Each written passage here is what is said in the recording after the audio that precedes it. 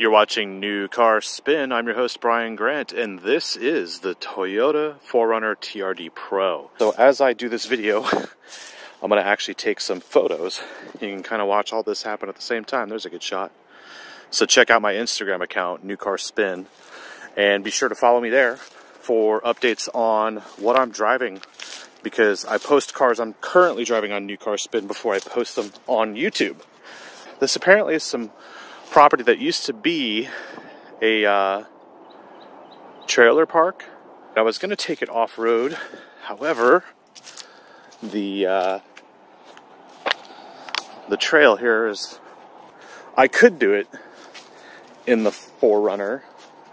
You know what? I might just do it. There's a lot of water right there, and I don't have anyone here to spot me. So that means if I get into some trouble, I'd have to make a call. And there's probably some space to turn around here. But yeah, if you're not familiar with Texas, a little bit more than 90% of Texas is privately owned. So getting access to land is kind of hard, especially when you're going to off-road. This is an okay place, but I'm not sure if if there's some erosion underneath here, so I'm not going to get too close to this edge, which means I'm not going to bring the 4Runner down here. The ground is also kind of soft. But let's get back to the 4Runner. Let me pause this video and save you from having to hear me huff and puff up this hill. Anyway, while it's obvious you can do some off-roading in this thing, you can climb hills and do some stuff. Oh, did I do that? So sorry, Toyota. I'm sure that'll be okay.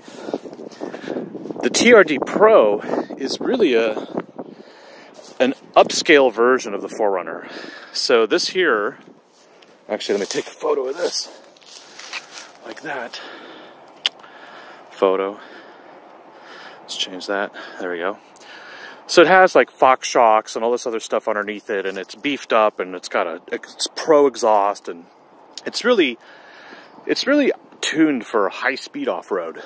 So while we can go down in there and climb around and do some stuff and find trails around here, what I want to do is take it kind of high-speed off-road out here. You Toyota fanboys know how I feel about Toyota. This is very old. It hasn't changed much since the last decade, and for 2020, what they've really done is throw a different paint color on it. But I actually like it. There are a few things I dislike. I'll tell you that right away. Let's get to it. First thing I don't like, these seats. They look okay, right? But my ass tells me that these are the same seats out of the Toyota Prius. I mean, I could be wrong, but I feel like I'm right. They're way too soft. They squish, and the problem is when I go off-road or even on the road when I go over rough stuff, they just insulate me too much from the rest of what the vehicle is doing. And I would prefer firm seats. If this is a really hardcore version, I would expect the seats to be firm and anchored down to a suspension system within the seat itself. But unfortunately, I get these seats. Not too thrilled about that. I'm also not thrilled about something I'll show you as we drive along. What we'll do is we'll take this thing off-road here, and then we'll take it to my destination in Austin, Texas. So this is kind of not a review, this is a report. And the report will include some of this off-road stuff, and then on-road, and we'll talk about fuel economy and everything else. How about that? And I'm just going to keep this going, because the way I work here on New Car Spin is I do not edit my videos. Well, I kind of do, but I don't. I don't have that kind of time, you guys.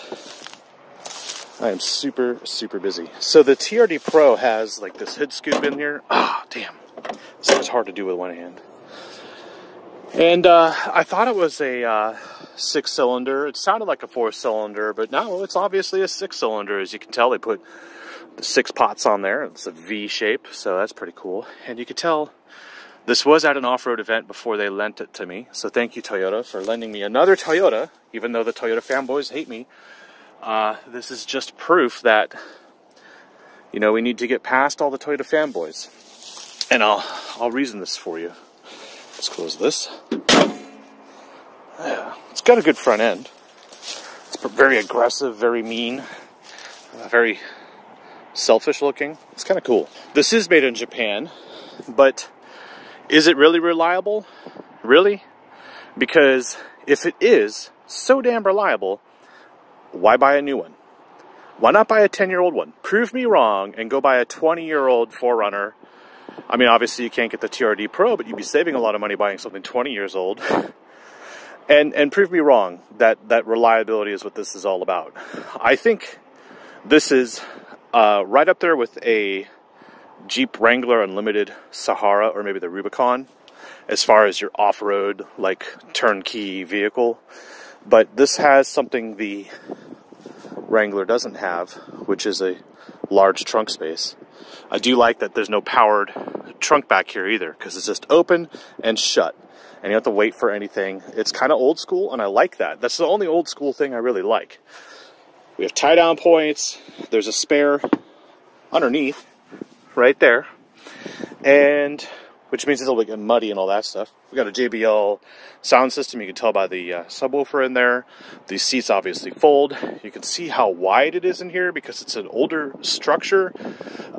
It's really thin between this panel and the outside panel. So there's not much shoved in here as far as electronics or things, but we do have our access to our kits. So let's close this. That's the back taken care of. We have this roof rack. It is powder coated. Very, very sturdy. TRD Pro badging, or a fixture as I would call it. And back here we have contrast stitching. Not real leather, it's kind of pleathery, and that's kind of good because you can get in here with mud and it'll wipe down, or you don't have to worry about your off-roader getting all nasty because it's easy to clean, hence the rubber floor mats. We have air vents back here, which is great because if you have a pet, you know, your pet's going to enjoy it back here more, although rolling the windows down would be even more fun for them. And inside, we have window switches up here, like a Land Rover. Inside, we have this navigation system. It is kind of ancient. I wish they would have a better system, and you know, we do have the JBL system, and it is serious, so it's got satellite and all that. In addition to the satellite connection, we have our SOS button here. By the way, I love overhead switches. This is rock control. It's like off-road cruise control, and we have our different terrain selections, and I totally forgot to use this on my way here to this stopping point, but we got our diff locks and unlock, and then we have our active track four-wheel drive system on our sunroof controls. Great. It's not a fully panoramic sunroof, but the sunroof does open all the way, and from where I'm sitting, you can tell that it is a very spacious feeling when this is open. We've got this great plastic aluminum looking trim, a large glove box, which is very handy, and the window sticker.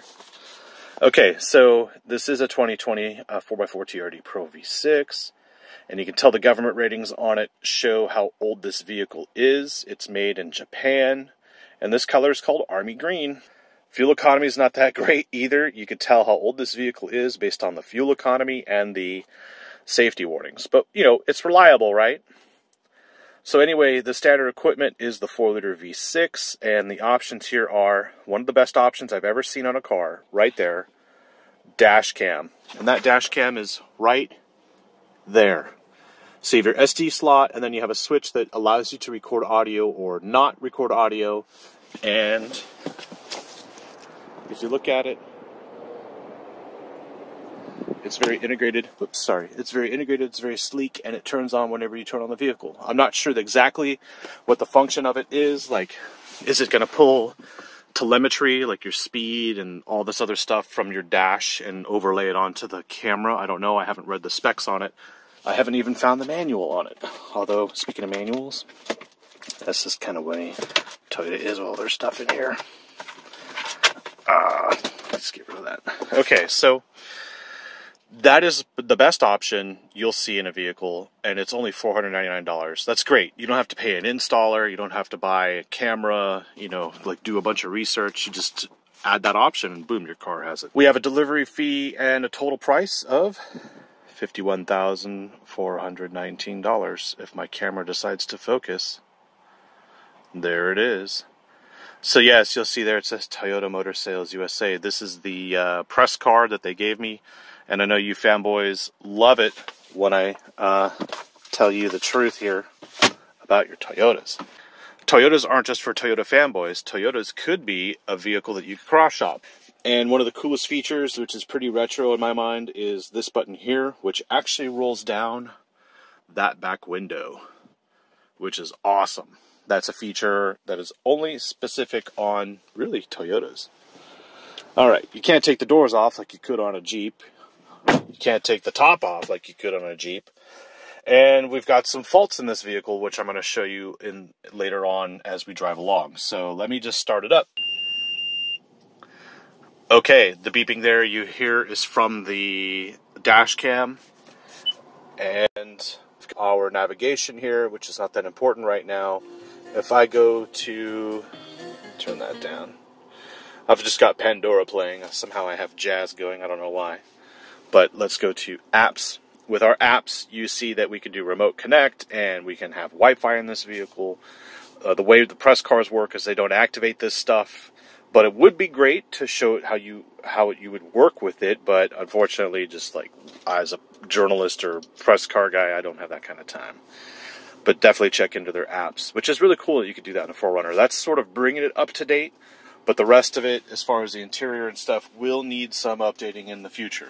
It is kind of old school in here. Like, for instance, if you want to tap this to signal right, it doesn't signal more than once. That's just an indication of how old this car is. Newer cars, most all of the new cars, when you tap the turn signal indicator, it will blink 3 or 5 times. You can even change the setting here in the system. Not in the 4Runner, not in a lot of Toyotas. It's still old school. And what do we have? We have this lane departure thing, and if you press that, it gives you a ridiculous warning saying it's unavailable below 32 miles an hour. So what's the point?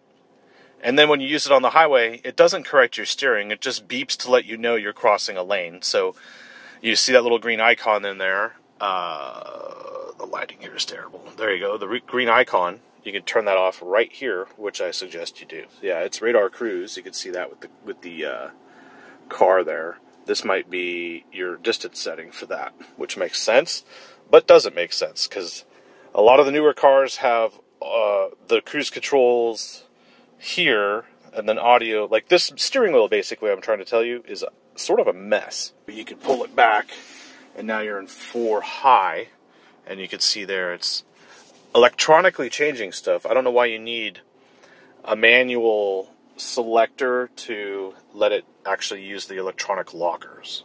That doesn't seem like makes sense. The Jeep is like this too. So we'll keep it in H2, which is rear wheel drive. Let's put that in neutral. Okay, roll a little bit. Put it in reverse. We do have a backup cam. There's not much to it. It doesn't show perspective or anything. But, I mean, it's better than nothing. So, let's go this way. And with the TRD Pro, you're supposed to get the ability to off-road at a higher speed than normal. And you'll hear, you know, when you go through, like, extreme forces on the vehicle, the dash cam kicks in, which is funny. But here at these speeds, off-road, this thing can handle that just fine. And I wish I had a better way to show you, but let's just get this thing dirty a little bit.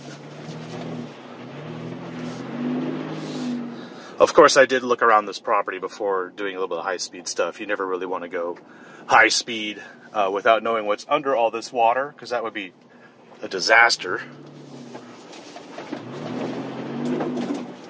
I can hear ABS kicking in when the rear end kicks out. Let's see what else I can do here. Yeah, ABS definitely kicks in. And now we're just in standard two-wheel drive, so, you know, when I get into 4, let's do that right now. Let's see what this thing can do. 4 high, so I'll go in neutral for a second. There we go. We don't really need neutral unless we're going into low. We'll drive forward a little bit. I hear it working. There we go. It's locked. Yeah, steering definitely feels heavier now.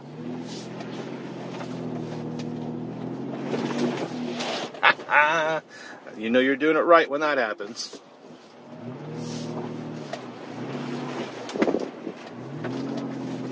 So high speed I would say like 40, but right now we're only doing 20.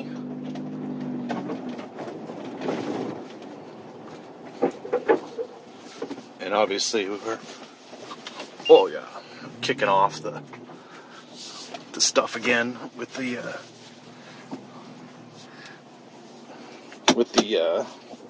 backup dash cam and the backup cam.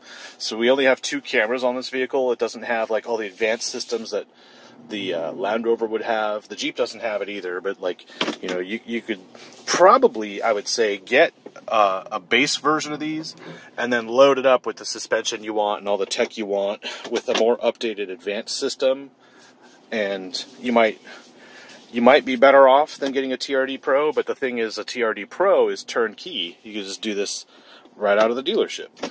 Let's go. We also have a sport section here, which I would use on the freeway, and we'll use that on the way to Austin. How about that? See if we can set off the dash cam again. Yep.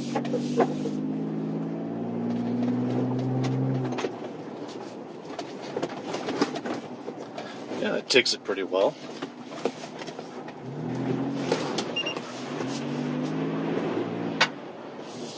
Now, there's not much mud here because this is really rock, but I'm trying to see how messy I can get this thing. Yeah. Well, I wish I had a camera person with me. If any of you are good at using cameras, let me know. Let's see. There we go. Now, I haven't been off this side yet. Not sure what to expect. But this is why you would have a 4-wheel drive vehicle or a serious one, because you can actually just go do these things and not worry about it. This land is mostly flat because, again, it used to be a RV park until it flooded out by the creek there. You can see by these old pads here what used to be around. So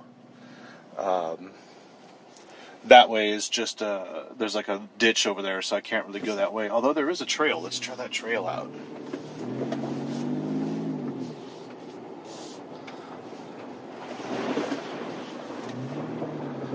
I don't know what's back here. Okay, it's kind of paved. Oh, we got some bushes. Sorry, Toyota. Whoops. I'm sure that'll come out. Yeah, people dumping stuff. People suck, I gotta say that. Alright. This is kind of like your urban adventure or your urban explorer. Hey, Tony Bag of Donuts, by the way, this is a tour to kind of give you an idea of what's been happening around here. Alright, we'll go off-road here.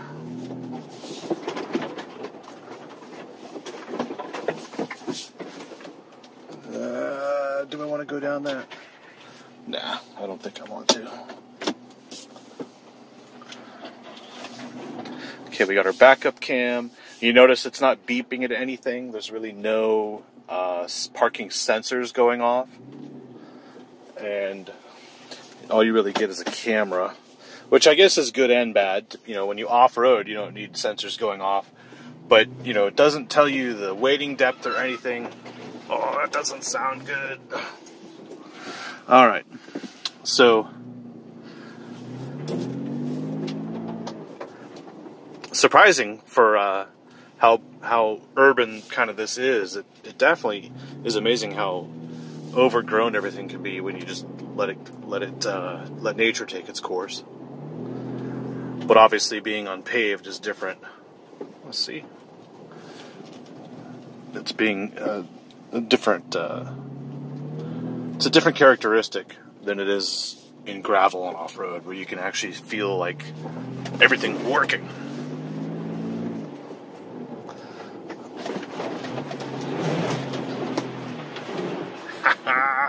Alright, I've had enough clowning around. I really need to get going towards Austin because it's practically noon, which means it takes 3 hours anyway to get there, and I won't be there. I want to be there before 4 o'clock. So let's put this back into 2 high. It's hard to do with the left hand. Let's put that in neutral. Okay. And while that's in neutral, let me just go outside and see what I did to this thing. I'm sure you Toyota fanboys would be shitting your pants, but whatever. See, not much, nothing to it. It can handle all of that. I don't know why you guys get your panties in a bunch, but clearly, maybe they are rain sensing wipers. I don't know, this thing's fun and it's cool. And if you're looking at a Wrangler, you should definitely look at this. The Wrangler's more my cup of tea though, because I like to take the doors off and stuff. But if you want something, I don't know, I wouldn't call it safer, but if you want something a little bit more high-speed off-road, this is probably better than the Wrangler. Probably. I'm going to use that term loosely. And I don't know if I showed you, we also have some skid plating on here. And obviously it's lifted. Skid plating is right down there. You can see that. That's really cool. But yeah, you know, when you're on property like this, unless it was really rainy and really muddy, there's not much going on. And I could try and like run through that, but I really got to get going to Austin. So yeah, kind of did its job here. Let's see how it is on the freeway, shall we? What I want to show you is just kind of like the daily practicality of it. Let's turn the head wipers off. Okay, so we're going to go to... Actually, we're just going to do this.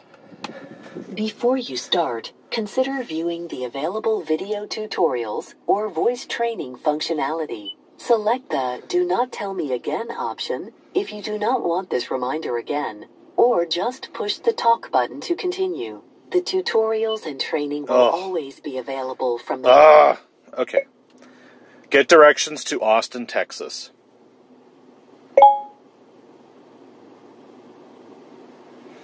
See, it uses the cloud, so Searching. It's using an internet. Here is the address I found. Would you like to go there?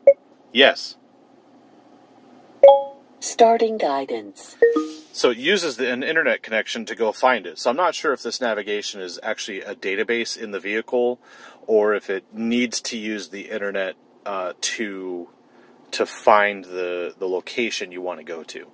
Although there is, I don't know if there is or isn't. Let's see.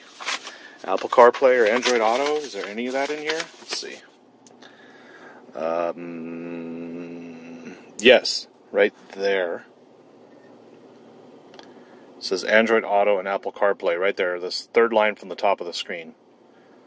So that's good. You can always just plug it into the USB port. Now the question is it just this one little USB port?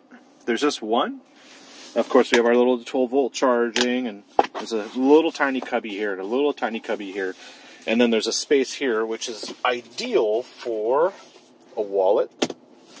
And you got your heated seats, which don't self-cancel, but they work very well. I don't know what that is. That's probably for your key, but only if you don't have a keychain. Let's see what fits in there. Nope. Your key doesn't even fit in there. And then a cup holder here and a cup holder here. So everything's kind of haphazard around here. And I've got a little ledge here for a pen or something. But if I'm off-roading, seriously, I don't want anything flying around in here. I don't want to get poked in the eye by a wayward pen. We've got a storage down here and storage in here for a key. And, of course, your tissues, because you're going to have allergies when you off-road or something. There's where your pen can go. And in the back, there's not much. There's just that armrest, which I can't reach. So there's plenty of room in here, a little bit more room than the Jeep. That's the only reason why you get one of these 4Runners over a Jeep, is because there's just more room. But I do like the layout of the Jeep as much as I like the layout here, but I feel like this layout needs a little bit of change for just, I don't know, it needs to be a little bit more logical. But let me get my seatbelt on and let's hit the road. Please proceed to the highlighted route, then the route guidance will start. Hold there. All right. too high. Oh, let me show you this window here. It's auto down, and that rolls down. That back window. That's just really cool. I remember as a kid, we had a station wagon and some dogs, and the dogs loved it when you rolled down that back window. I'm always fascinated by that window. Toyota, don't ever get rid of that window. And then we have auto windows on the sides, obviously, and it says all auto. I don't know if that means auto up. Oh yeah, it does. That's good. Are they? Yeah, they're even auto from the back window switch, which is convenient. Good to know. Well, that's good. I don't think the Jeep does that, on the rears at least. Okay, heated seats are too hot. We're gonna go. So, left turn at the end of the road. Hello. It's interesting. Let me back up for her.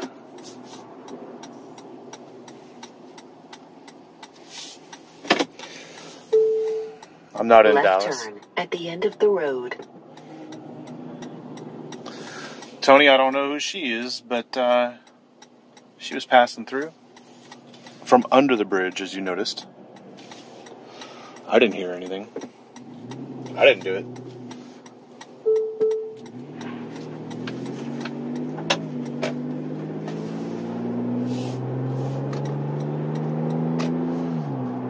Alright, get out of the way of that Charger. So basically, what I want to do is tell you the flaw. In half of a mile, left turn. The flaw with the TRD is, if you can't hear it already, it's this exhaust.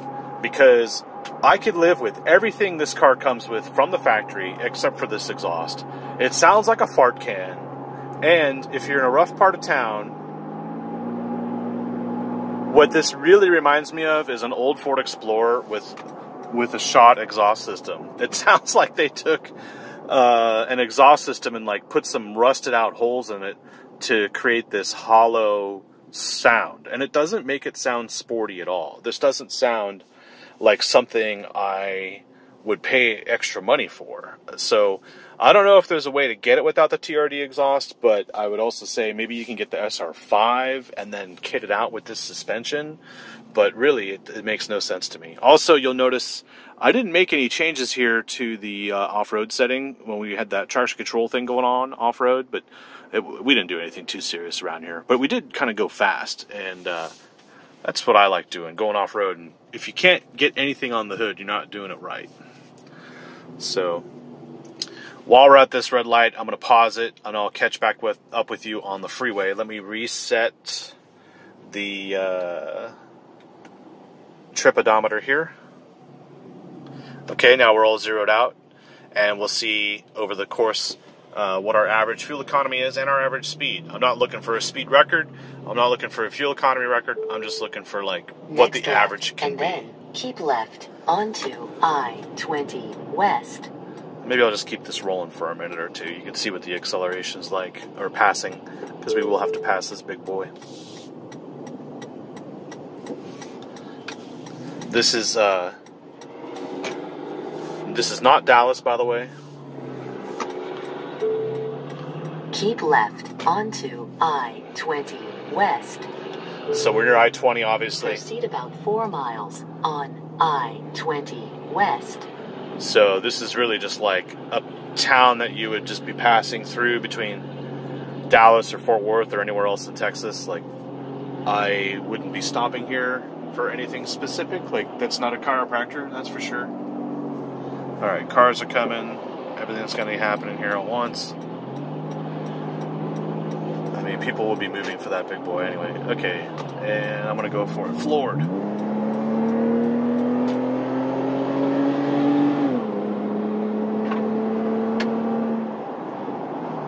Not too much mud kicking up, which is good. 19 miles ahead on the route. Lane closed. So you can hear the navigation telling me some things that I wouldn't otherwise know if I didn't use nav. I like to use navigation in vehicles, and I like using the built-in navigation rather than the Android Auto or Apple CarPlay, which is basically maps within those apps.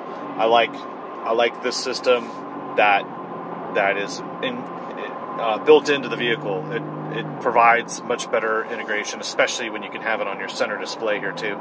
Some vehicles also have heads up, so hey fanboys, do you want to see heads up display on your 4Runner? Maybe heads up display with your articulation and your approach angle and departure angles. Like, I think that would be very cool to have here. I think the only other vehicle I know that does that is the Land Rover. So Toyota fanboys, let Toyota know if you want heads up with all the telemetry or geometrics on your windshield. I think that would be a good request, so please put that in the comments below. I'll open the comment section on this Toyota video, but not on the others. You guys seem to just totally miss the point of my videos. Alright, this guy's, I bet you're going to try and move over. Yep. This is why I'm glad there's a dash cam. Look at that shit!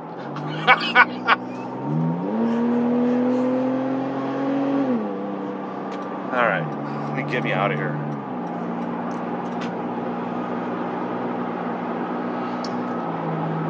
Whew. What else can I say? We know the upcoming exits. In 2 miles, I-35 south is on the right. Oh, good to know.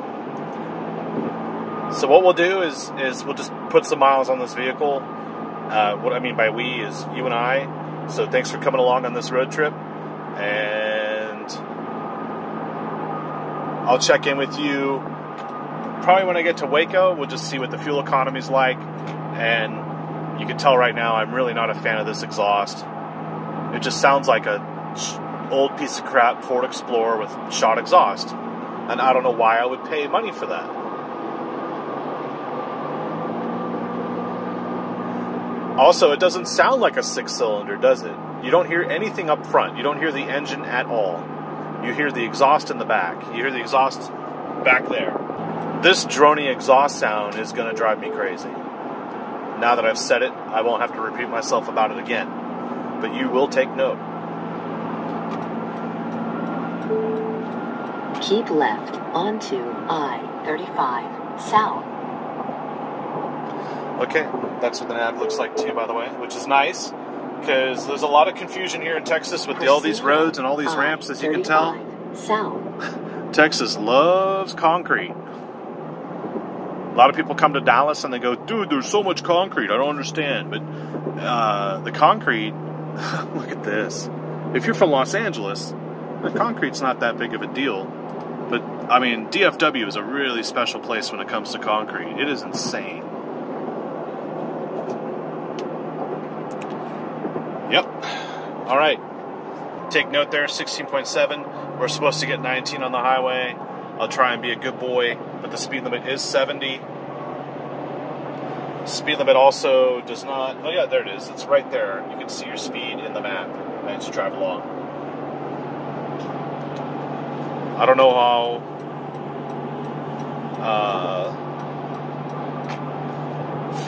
I don't know how I'm going to do on the fuel economy, but we are in 2 high instead of 4 high. And we are on 87 octane. This does take the Jeep stuff, which is good to have. And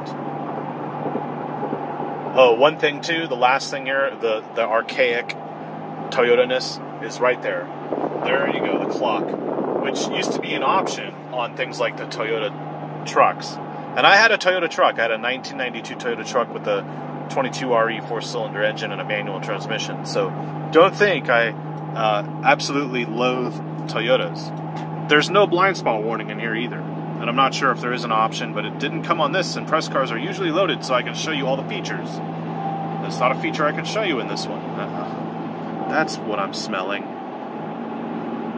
The high life. Speaking of high life, let's head to Waco.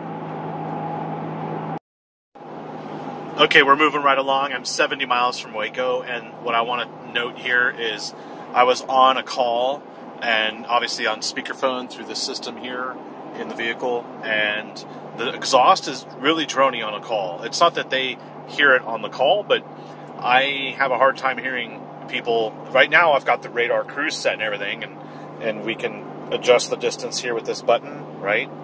But you hear that? So as the exhaust changes note with the engine speed, because we're, you know, keeping up with these vehicles, I can hardly hear myself. The hell, Jellystone Park? Okay. Kind of cool. Alright. On the road to Waco and continuing on to Austin. Let's get this over with. Ta-da! This is pretty much Waco. I haven't quite passed the McLean Stadium for Baylor University yet, but there is a construction zone now, which is unfortunate because the traffic here can get brutal. But I want to show you there.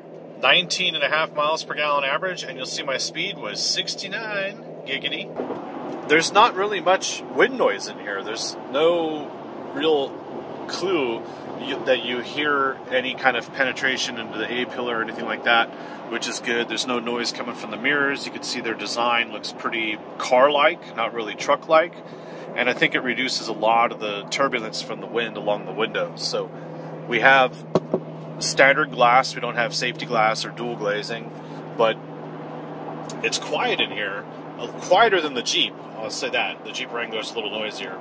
But we do have the same problem, and that is, and I should have started this before we left, is a bug splatter count. This is January. It's actually 66 degrees out, and I'm wearing shorts, but there's a lot of bugs that are hitting this window, and normally bugs don't hit this glass, or hit the windshield on the road trips in January, because there aren't that many out. But here in the 4Runner, just like in the Jeep Wrangler, this practically vertical windshield is really collecting the bugs here. So that's one of the downsides to these types of off-road vehicles, is keeping this window clean is going to be a challenge on any road trip. Those of you who complain about my driving and holding a camera know that I'm not looking at actually what I'm pointing the camera at. I'm doing the driving. I'm just waywardly holding the camera and hoping I get a good shot. I've been doing it for a while now like this. I've got a gimbal, everything's all balanced, it keeps it level, and you can hear the clicking sound. That's the radar cruise I've got set. There's McLean over there. And then a lot of construction. What I really wish this thing had was lane keeping, but then again, our center of gravity is so high in here, and the ride quality is so unusual that it's hard to... It would be hard to feel like I could rely on a lane-keeping steering system. There's the cool bridge that lights up at night.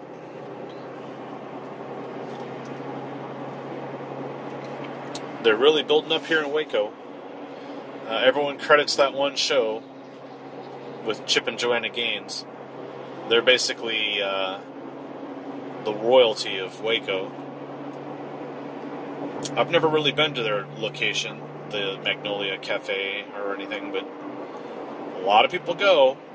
And some people drive all the way here from Dallas just to experience Waco, but there's in and out. Damn it, I gotta make a U-turn. Where was the exit for that?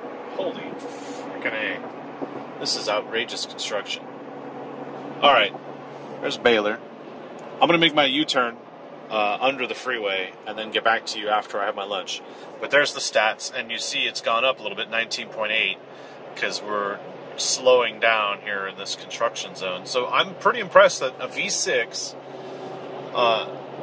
off-road vehicle, because that's what this is getting the EPA mileage target that they promise on the window sticker. That's really tough to do.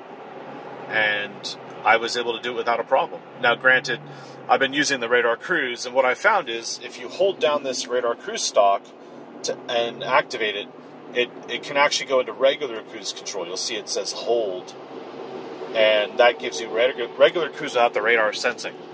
And when I was using that for a little bit, it was actually using more fuel in the standard cruise mode. So going into radar cruise is the way to go if you wanted to do a more efficient drive.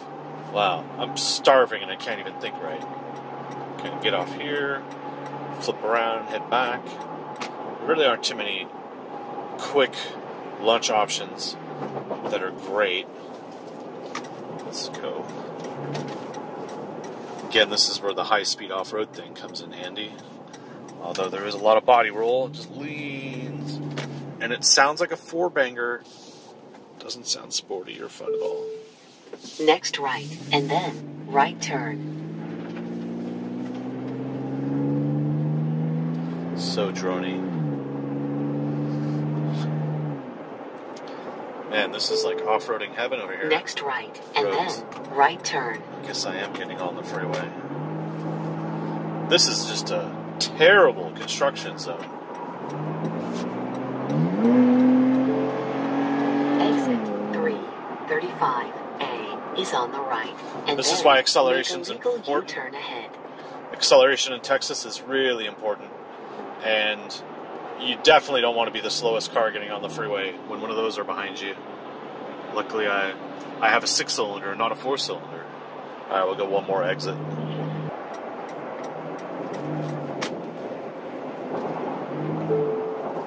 In half of a mile, left turn onto Texas 574 Loop West.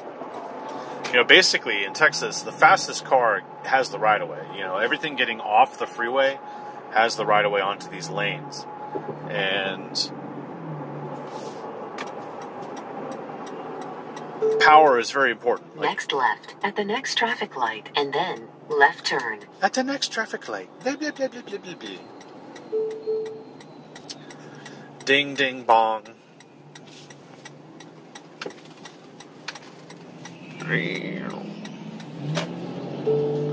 Yeah, bro. Next Roll left call, at bro. the next traffic light.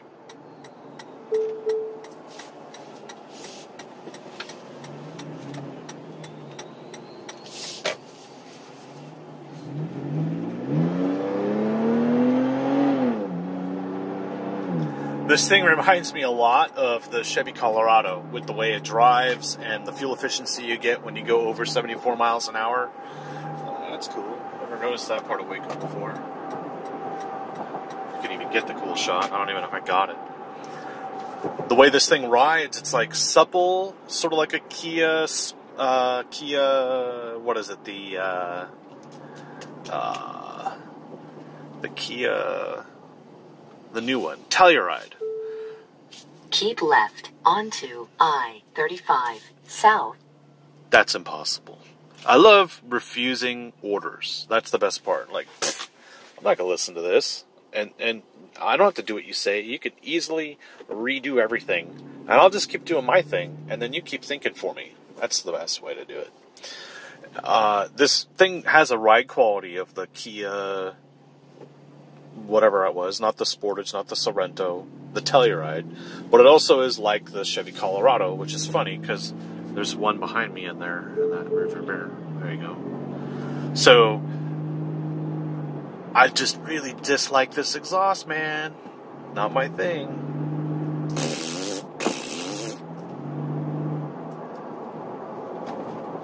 Tacky. It's tacky, and it's kind of like Proceed on the current freeway. low rent. I think we'll just go this way. There's In and Out right there. Oh, hello.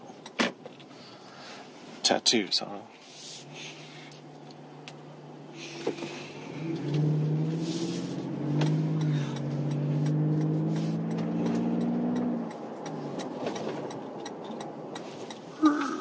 And this dip should be fun in this car. No problem. Alright. Lunch. So, official 19.6 MPGs, even with this city crap going on here. And GMC Canyon. 66 mile an hour average. You can see that it dropped quite well. Let's put this in drive. Yeah. Alright. You know what I'm going to do, and I'll be back for the next leg of our journey. Okay, that lunch was good and bad at the same time. You know, it's always not good to have fast food, but gotta choose your, pick your poisons carefully. So the thing about this 4Runner is that it looks great, but at the same time it looks old.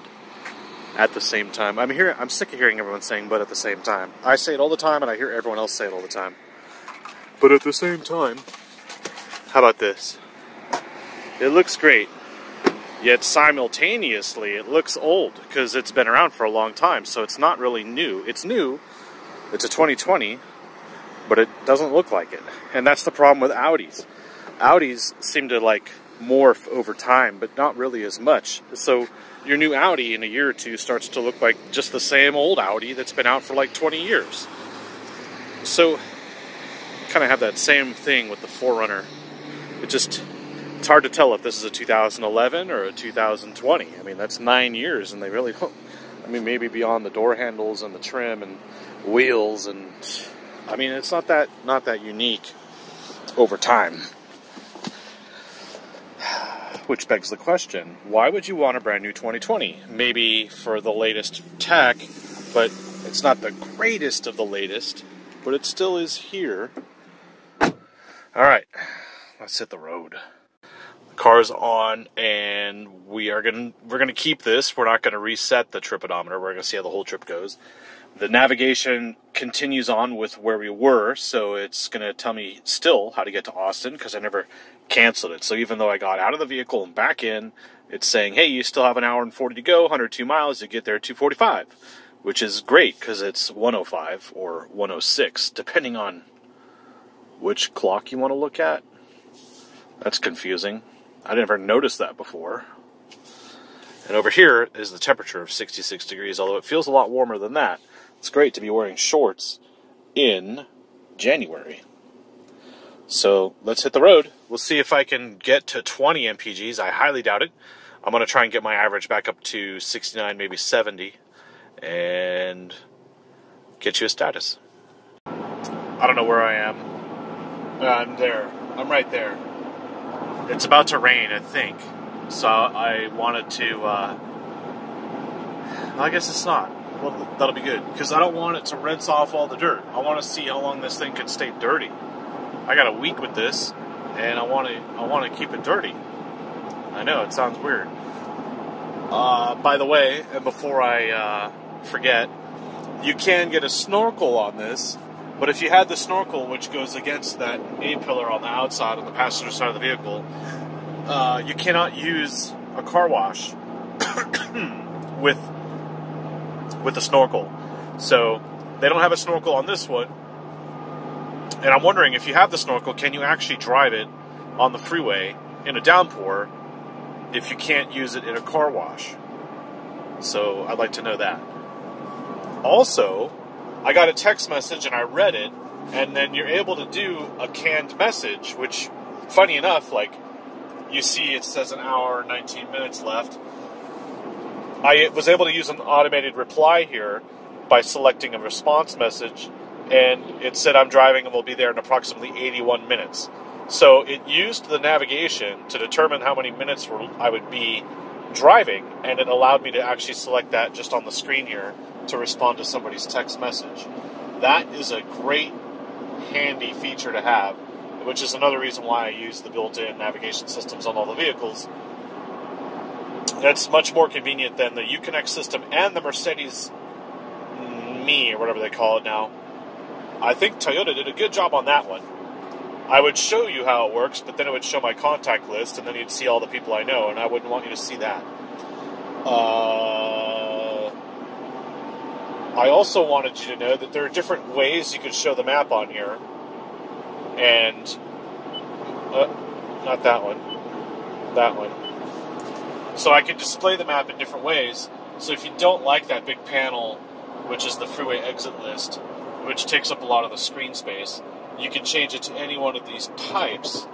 And I got it on map only, obviously. And I've got traffic information on. Route trace is great if you're like, I don't know, off-roading like I did this morning, although we don't quite need it right now. And I'm not sure if there is a 3D view of this, but I'm assuming now I would just go back to map and hit that. There we go. So that's kind of a 3D view. And then, what is that? That's north up, and then that's heading. So now you can see if I reply, I can use dictation or quick message. I'm going to use quick message. And now it says, I am driving and will arrive in approximately 70 whatever minutes. I'm driving, please call, can't talk, blah, blah, blah, running late. So I can just choose this one. Oh, look, there's a 4Runner, and it's probably 30 years old and no different than this one. Anyway, I am driving and will arrive in approximately 77 minutes. That's because it's using the navigation info to calculate that. So send. And that's it, done. So, yep, I'm going to continue driving, but I can't get around all that crap. This isn't a sports car. Although that guy thinks he's got a sports truck. I might as well, you can't beat him, join him. Oh, I'm not going to drive like that. Get out of the left lane, slowpokes. All you're doing is causing a lot of problems for everyone behind you. Plus, Texas is like the #2 economy or #3 economy in the world if it was its own country. So for all of you passing through here and enjoying the place, enjoy it. But don't do what that guy is doing and just holding up everything. We got places to go, and it takes a day to cross Texas. At least a day. One day I'll get a vehicle where I can do that kind of road trip, but right now I'm just going to Austin in the cloudiness, but it is 70 degrees outside, so it's not that bad of a drive. Continue on I-35 South.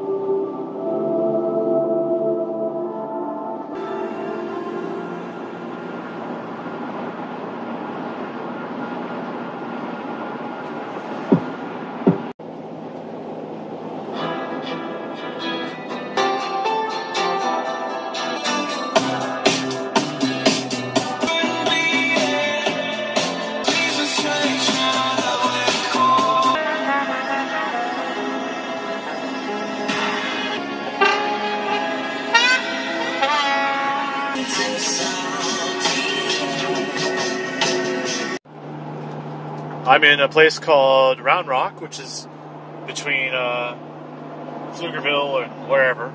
It's still Interstate 35, and you can see this. The temperature is 77 degrees. Today is January 14th, 2020, and it is 77 degrees. That is awesome. So what I'm going to do is open this sunroof. It's a real flick of this switch back, and I'll show you how it opens, and you get to hear it. Oops. You gotta hold it for like a half second. I realized we are doing 18.6 miles per gallon, and we've done 2.5 hours of driving, and we're averaging 68 miles per hour. But when I get to downtown, that average speed is going to drop. So I've done the best I can to get it back up to 70 miles an hour average, but we're nowhere near 20 miles per gallon. But we are really close to the EPA estimate, even averaging 68 miles an hour, which is faster than you'll average in places like California. So here in Texas, with the speed limits 70, sometimes 75, even 80 and 85 on the toll roads, this is what the 4Runner can do. I'm actually impressed. I thought it was going to be a lot worse than this. And it's really quiet inside compared to the Wrangler e-Torque that I drove, which had that soft top that was very convenient. I don't know, there's always a trade-off no matter which thing you go for. Trade-offs are not always easy to work with. Why is that guy slowing down in the fast lane? Every 6 months, the vibe of Austin changes. Some people come here and hate it, some people come here and love it, and I've come here to love it and hate it and love it and hate it. It's just so weird. Speaking of which, this transmission is weird when it downshifts on the freeway. It's very jerky, and it hesitates a little bit, and there's a big delay in the downshift sometimes, especially at speed, and when the cruise control is running. It doesn't seem to like its decisions that it's making, but it'll do it anyway. It just feels like it's having a hard time making its mind up. It's kind of hazy. Nice and warm out, though. Good convertible weather. Let me close this now. It's auto close. Well, I'm not really fatigued in this 4Runner, and the suspension is still a little squashy on my, in my opinion. It is a great suspension for off-roading, and for the road trip, I'm not really road sick. You know, I'm not really car sick at this point. Mine was my biggest fear is that I would feel way too, like there's way too much motion in the ocean going on over here, but there hasn't been. I would just say that the seats should be a little bit more on the firm side, and if you're really a serious off-roader, you know, really firm seats with its own separate suspension would be more of what I would expect out of like a hardcore TRD Pro off-roader. But maybe my expectations don't line up with Toyota's reality. But you know, you want to sell me something hardcore, then go all the way. Don't just send me some marketing thing. Continue on I-35 south. I am. I swear. Even with these broken overpasses. Look at that. That's artwork right there. Just the road to nowhere, and it ends. Huh. Alright, we're getting closer to downtown. I'll give you an update when we get to, like, Cesar Chavez or Riverside. Okay, those of you familiar with Austin know where I am right here. This is the dual layer thing, the quad setup of Interstate 35. This is what happens in a city where they don't plan for expansion or growth. They just add more lanes, but only 2 extra lanes. And where are you going to put the future stuff like the monorail? Anyway, yep, we're definitely in Austin now. Coming to a complete frickin' stop is mandatory when you get to Austin city limits. It's just the way it works here. So downtown is right there in those buildings, probably about 3 miles from here, which is more or less an hour away from this point, obviously. And before that skews any of our numbers, 18.6 mpg, 68 mile an hour average, 2 hours 47 minutes. I said it would take 3 hours. It's been about 3 hours. And, you know, granted, that's pure highway driving, and your results may vary, but pretty much dead on. And I haven't really been doing any kind of lightweight driving or anything sort of to get a higher fuel economy. I've just been doing the drive. Here we are, full stop on the 35. Yep. So stupid. Let's go to the map. That's where I am, Austin. So, traffic, this is a Tuesday afternoon, and it's 2:30, and I don't know why. I just don't know why. But this is why I don't live here anymore. Pathetic. I used to do all these car reviews here at the Audi dealer in Austin, and you've seen how lunatic people drive around here during my drives, and I just kept, I kept driving press cars in this town and all sorts of different cars, and this is just not the place to do car reviews anymore. So I'm going to end it right here, because there's no point in wasting your time or my time. And thank you for watching. This is New Car Spin. I'm your host, Brian Grant. And like, comment, subscribe, hit the bell for notifications. Check out my Instagram. I don't really do Facebook. That's it. Exit 234B is on the right, and then right turn. Yeah, but that's like a half hour from now. I just don't get it.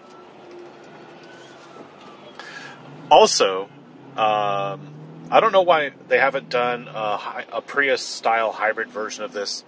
Put a 4-banger up front and then put some batteries down below and give it a lift, but make it more, I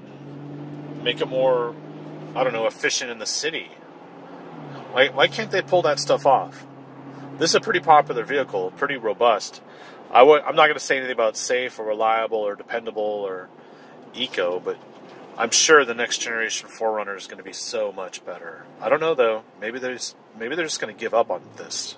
I don't know. We shall see. Lots of change coming ahead in 2020. You know what? There's no point in driving all the way to Austin and not show you Austin when I'm here. Because it's almost like, well, did you really go? Yeah, I went. We're here. We are here.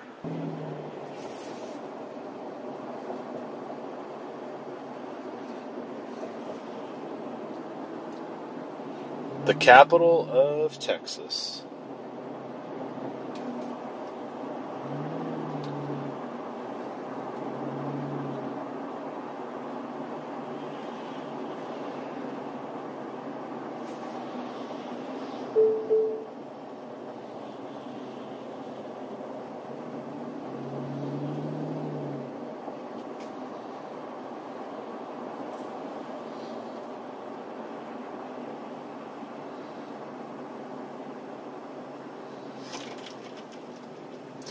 Oh, also, these cup holders, by the way, you know, that's there, and... Next right, and then right turn. I had to actually take this out. This is an insert, and if that was in there, what happened was, let's just go like that. If that insert's in there for the smaller drinks, although this is a large from in and out, when I pulled this out, the bottom, the cup holder liner came out with it. So I had to ditch that. And you might want to make sure that in the future, when you're buying one of these 4Runners, make sure that liner's in there when you buy one of these 10 years from now, or 20. This one has it too. Although this one has a slot for your handle if you've got a coffee mug.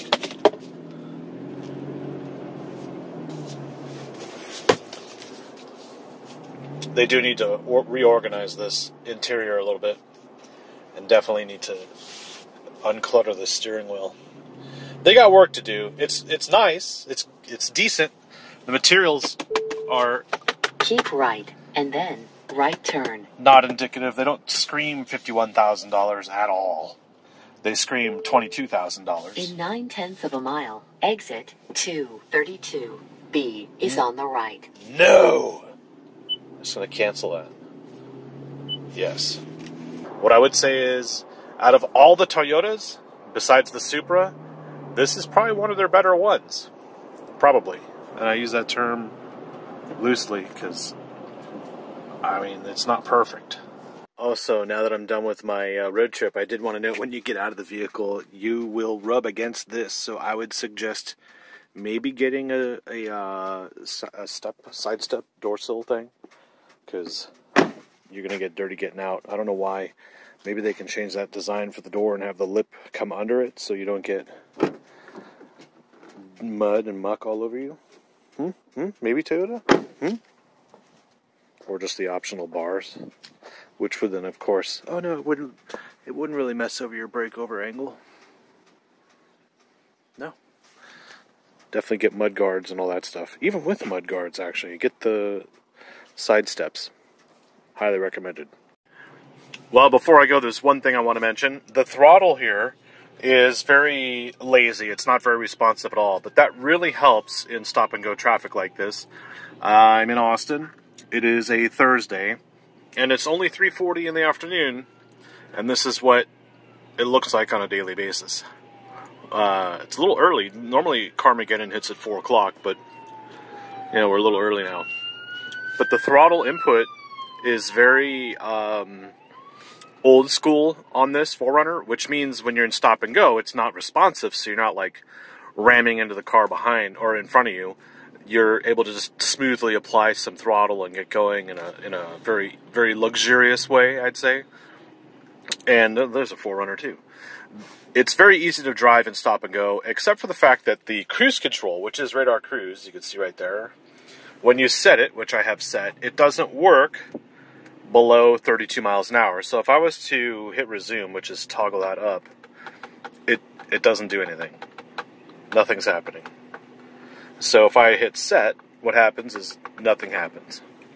So I cancel, I reset, nothing happens. So if I push it in, radar ready, okay, set, nothing happens.